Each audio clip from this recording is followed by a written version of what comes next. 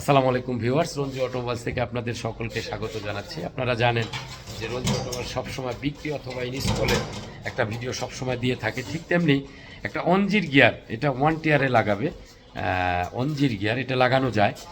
একটা গিয়ার আমি এখন বিক্রি করলাম, হচ্ছে ব্রাহ্মণবাড়িয়াতে। একটু গিয়ারটা আপনাদেরকে দেখাই যে আসলে গিয়ারটা দিলাম, সাথে সাথে আপনাদেরকে একটা টিপসও দিয়ে দেবো গিয়ারের, যাতে আপনারা সুন্দরভাবে একটা রিকন্ডিশন প্রোডাক্ট কিনতে পারেন। একটু গিয়ার যখন কিনবেন তখন এই অয়েল পাম্পটা ফলো করবেন। অয়েল পাম্পটা ফলো এই কারণেই করবেন, এই নাটগুলো দেখবেন স্পর্শহীন থাকবে, কোনো স্পর্শ থাকবে না। তাহলে ধরে নেবেন যে এই গিয়ারটা 100% রিকন্ডিশন, তাহলে আর আপনার কোনো ঝামেলা হবে না। গিয়ার সব সময়, ভাই একটু এদিকে আসেন, একটু মেনে চলবেন। আমি এই গিয়ারটার একটা হিস্টোরি আছে, আমি সবসময় ভিডিওতে বলে থাকি যে অটো গিয়ার এটা রিপেয়ারেবল না, এটা কেউ রিপেয়ার করবেন না। এর জন্য আমাকে অনেক কথা শুনতে হয়, এই কারণে যে আজকে আপনারা একদম সরাসরি, আজকে সকালে আমি একটা সিবিডি গিয়ার বিক্রি করছি, এটাও একই কেস। সে রিপেয়ার করে ধরা 15,000 ধরা, তারপরে সে আমার কাছে আবার গিয়ার নিছে। কিন্তু আমার কাছে প্রথম আসছিলাম, বলছি কি এটা রিপেয়ার হবে না। তা আরেকজনের কাছে নিছে, সে খোলার পরে বলছে যে এটা রিপেয়ার হবে না। তা বললো কি যে রঞ্জু ভাই তো না খুলেই বলছে যে রিপেয়ার হবে না, তাইলে তো আপনার কাছে আর গিয়ারটা আমি লাগাবো না, আমি রঞ্জু ভাইতে কিনবো, তারতেই লাগাবো। তা আমার কাছে আসছে, এই ভাই আসছে হচ্ছে ব্রাহ্মণবাড়িয়া থেকে। দেখেন দুইবার ধরা, সে গিয়ারটা রিপেয়ার করছে কিন্তু চালাইতে পারে না, টাকাও রিকভার হবে না, 30-40 হাজার টাকা নাই। তা আমি যে আপনাদেরকে ভিডিও দিয়ে সহযোগিতা করি, তারপরে আপনারা কেন এই গিয়ারগুলো রিপেয়ার করে ক্ষতিগ্রস্ত হন? আজকে আপনারা নিজের মুখেই শুনবেন গিয়ার রিপেয়ারিংয়ের মানে বাকি হিস্টোরি। বলেন প্লিজ।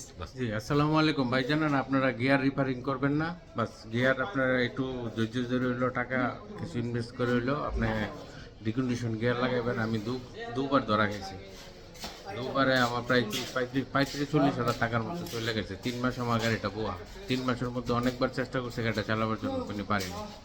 আচ্ছা ভাই, দেখছেন মনে কত ব্যথা। এই ব্যবসাটা যে আমরা করি, আমরা যাদের নিয়ে থাকি তারা যদি ভালো থাকে আমরা ভালো থাকবো, এটা আমার কথা। আর একটা প্রোডাক্ট বিক্রি করার পরে দেখেন, একটা রিকন্ডিশন প্রোডাক্টে কিন্তু লাভ কম হয়, রিপেয়ার করলে লাভ বেশি। একটা রিপেয়ারিং 25,000 টাকা নিলে এতে 15,000 টাকাই লাভ হয়। ভালোটা কিন্তু সবাই বুঝি, আমিও কিন্তু বুঝি যে টাকা অনেক বেশি, 15,000 টাকা। কিন্তু আসল কথা হলো কি, যে ওই 25,000 টাকা নিয়ে আমি যে 15,000 টাকা লাভ করলাম, আপনি কানবেন রাস্তায় রাস্তায়। আমি যদি ওই টাকা খরচ করে খাই, তাহলে আমার তো মনে হয় না যে এটা ভালো থাকা। আমি মনে করি যে কাস্টমার সার্ভিসটা আগে, তারা ভালো থাকলে আমরা ভালো থাকবো। যদি কেউ ভালো রিপেয়ার করতে পারেন তাহলে করবেন, এবং সেটা গ্যারান্টি সহকারে। আর রিপেয়ার যারা করে অবশ্যই আপনার রিভিউ দিবেন। 2-3 মাস পরে এসে আপনারা মালিকরা রিভিউ যদি দিয়ে যায় তাহলে ওই জায়গা যাবেন। যদি তার কোনো মালিক রিভিউ না থাকে তাহলে তার কাছে রিপেয়ারিংয়ে যাবেন না। আর রঞ্জি অটোমোবাইলসের এক কথা, রিপেয়ারেবল না না না, অটো গিয়ার রিপেয়ারেবল না। 100-র ভিতরে হয়তো 1-2টা হয়ে যায়, এটা লাকি। আমি অনেক বড় মিস্ত্রি হয়ে গেছি অটো গিয়ার। আসেন, আমি জাপান থেকে প্রশিক্ষণ প্রাপ্ত, আমি এই গিয়ার নিয়ে সারাদিন খেলা করি হেলা করি, বোয়ারি।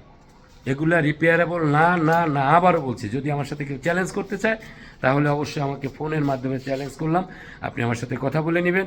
অবশ্যই কয়টা দিন লেট করে হলেও একটা গিয়ার লাগাই নেবেন, আমার তো দরকার নেই। আপনি যেখানে ভালো পাবেন সেখান থেকে রিকন্ডিশন লাগাই নেবেন। আমি শুধু আপনাদেরকে জানালাম যে আপনি এইটা ক্ষতিগ্রস্ত হবেন। সকলে ভালো থাকবেন, সুস্থ থাকবেন। আল্লাহ হাফেজ। আসসালামু আলাইকুম রহমতুল্লাহ বরকাত। ধন্যবাদ সবাইকে।